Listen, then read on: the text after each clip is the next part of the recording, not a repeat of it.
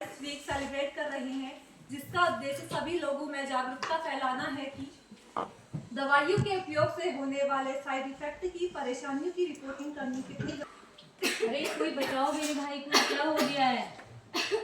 बचाओ बचाओ, इस दवाई ने तो मुझे सीरियस ही बना दिया, बचाओ। क्या हुआ भाई, क्या हुआ? कल मैंने आपके वहाँ की दवाई खाई, उसको खा के मुझे चक्कर आ गया और फिर मुझे ऐसा लगा कि मैं गोविंदा हूँ और मेरे घर वाले सारे सो गए थे और फिर मैं नाचने लग गया गाते गाते, किसी डिस्को में जाए।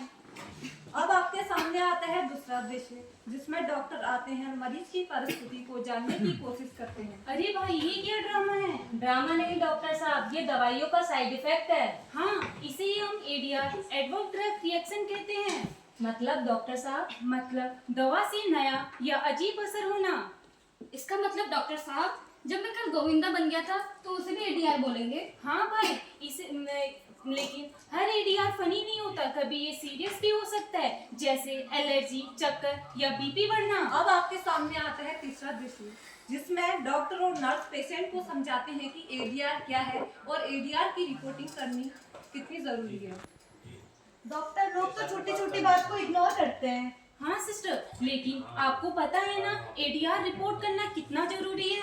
रिपोर्ट मतलब पुलिस स्टेशन? नहीं भाई, दवा का अपना पुलिस स्टेशन होता है, एडीआर रिपोर्ट सेंटर। वहाँ हम पेशेंट का डिटेल, दवा का नाम, रिएक्शन लिख के भेजते हैं। हाँ बिल्कुल, जैसे डॉक्टर, पेशेंट, नर्स कोई भी रिपोर्ट कर सकता है। मतलब हम भी रिपोर्ट कर सकते हैं? हाँ, आपकी रिपोर्ट से दूसरों की जान बच सकती है। अब आपके सामने आता है चौथा दृश्य, जिसमें मरीज को रिपोर्ट करने की सलाह दी जाती है कि एडीआर की कैसे रिपोर्टिंग करनी है।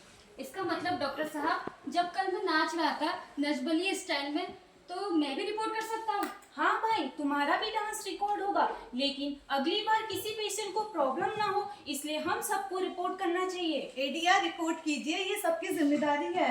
और दोस्तों याद रखिए, एडीआर जो लिख दिया बन जाए जीवन दान। छोटी सी इस बात से बचे हजारों प्राण। एडीआर रिपोर्ट कीजिए, दवाइयों को सुरक्षित बनाइए। एडीआर रिपोर्ट कीजिए, दवाइयों को